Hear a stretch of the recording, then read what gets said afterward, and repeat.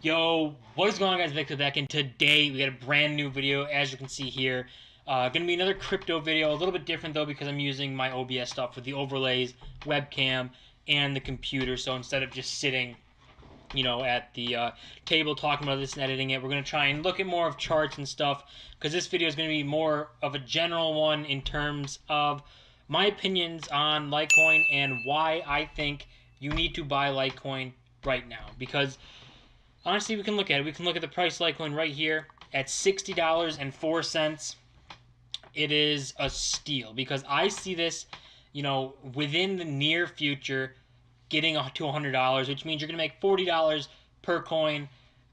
And it gets a little bit more tricky when you start talking about the communities because if you look at Bitcoin, you can see market is obviously way bigger. You got 71 billion compared to just 3.6 billion. But you can see all the three top coins having over $10 billion in market cap, whereas Litecoin, it used to be in the top three, but it's fallen back and stuff. But the community in Litecoin is one where we kind of Litecoin is more of a coin that people plan on using to buy stuff, sending between people as payments, holding on to for the long term. It's not really a coin that people are selling for profit, for fiat, for dollars to put in their bank account or do other kind of stuff like that. We can look at this Litecoin chart and stuff, and if you're paying attention for the past like month, maybe a little bit longer, Litecoin, whenever it's been a red market, we've seen Bitcoin, fall. I mean, it's over 4,000 now, but we've seen it fall, to 3,700, to 3,600, around that area.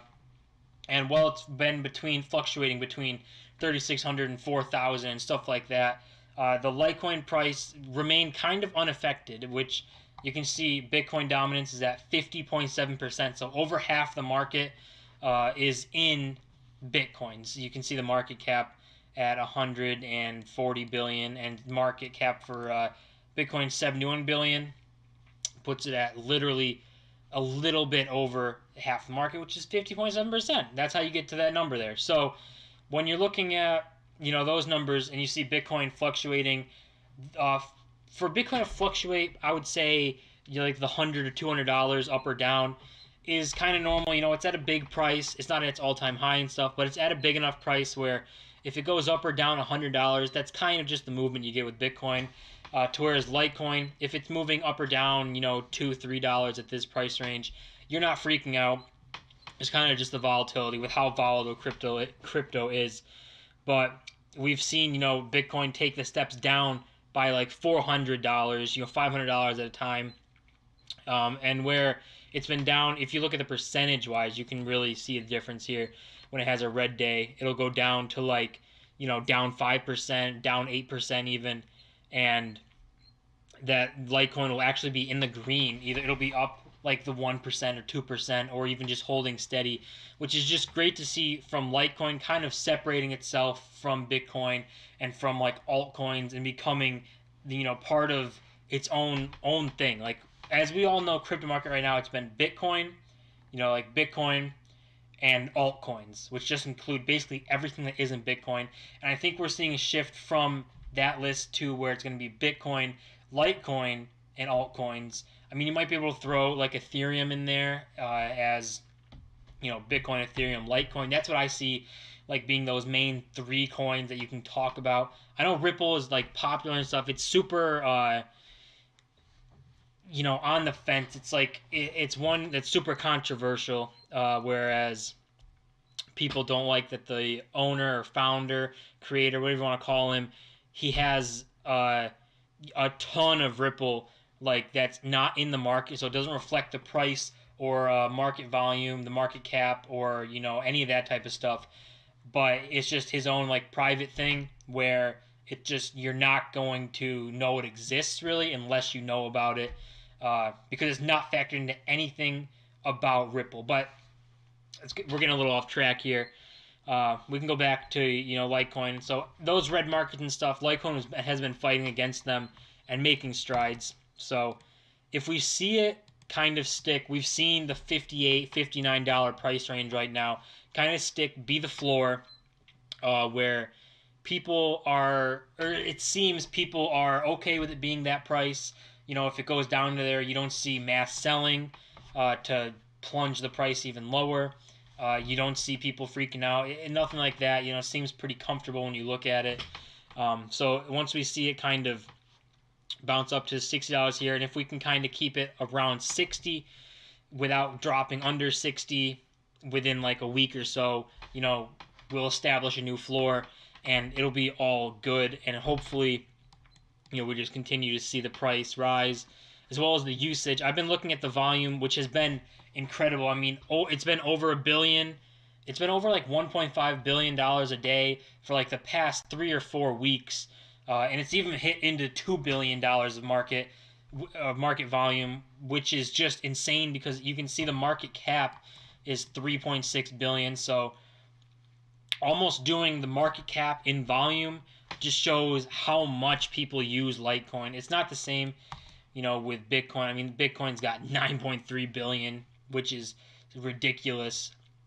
But you can't really compare the volume like that with Bitcoin stuff just because of the price, the worth, you know, all that kind of stuff that goes into it. But I do like looking at Litecoin on its own, seeing that it's using, you know, a bunch of volume. And I mean, if you look at it in percentages, it actually destroys Bitcoin. Like, if it's worth 3.6 billion and using 1.6 billion, I mean, that's over 33%. That's over a third, nearing a half. You know, it's nearing 50% of volume of its market cap, which is actually just insane. And we'll get this up right here and figure this out.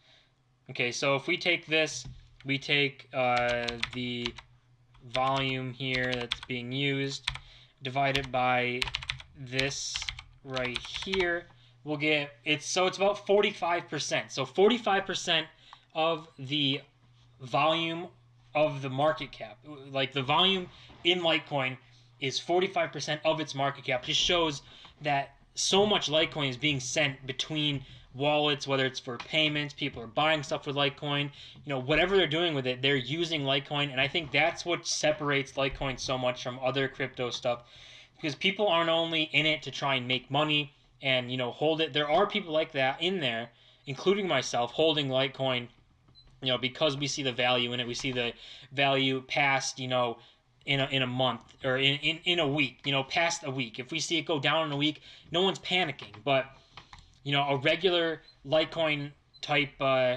person using Litecoin, I mean, it shows in the volume and market cap when you show the percentages that people are just using Litecoin. They just use it all the time. If we pull up Bitcoin's one, which again, I mean, we're always going to be comparing Bitcoin to Litecoin just because that's the comparison we've been given by, you know, Charlie Lee, silver to Bitcoin's gold, you know, all that kind of good stuff. But if we do the same thing with Bitcoin's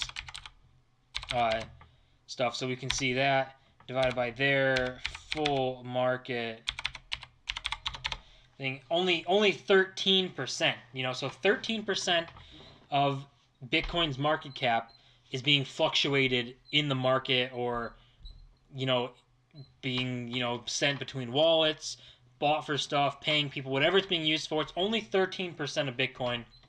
And the reason we could see this being lower is mainly, I mean, Bitcoin is more expensive to send and stuff. So if you're wanting to actually send crypto, you're more than likely going to use Litecoin to, you know, if you're making payments, if you're doing anything where you're wanting to send it from one wallet to the other, you know, pay bills, if they accept that, buy something from either a store or from someone else who wants to sell stuff for Litecoin, you know, that's more likely what it's going to be used for. And Bitcoin is definitely going to be used for bigger purchases. It's going to be used for stuff that is, you know, houses, cars, things that are a lot more money, so you can send, you know, less crypto and stuff. That's just how I see it, being like Bitcoin being your savings account, Litecoin being your checking account, meaning that's how they're going to be used. You know, you use your checking way more than you use your savings. So we can get this out.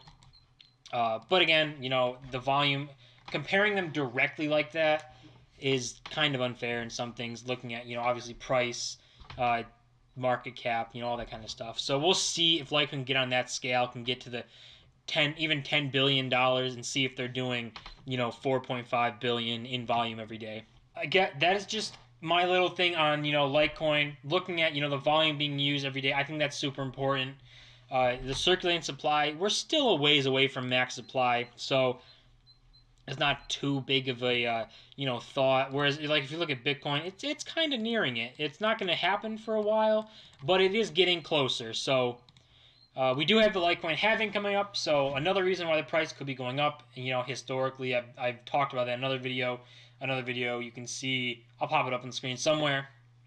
But basically, the halving is going to affect the price because of the history. If you just look at it, the price goes up. So as well as having affecting the price later. I mean, everything comes back to price because everyone wants to make money and have their stuff be worth more. It's not only about making money, but having what you have be worth more than it is today.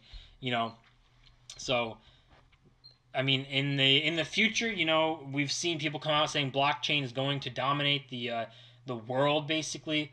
So if and when that happens, we're going to see a lot more of usage of crypto, and I think Litecoin is the coin to do that, is the one where people are going to be able to use it in the way that, they think that everyone wants to, easily sendable, it's cheap, not expensive, and it's just something I see being very, involved in the future. So, guys, as always, don't forget to comment, rate, subscribe. I love channel support. We help the channel grow, and I'll see you guys in my next video.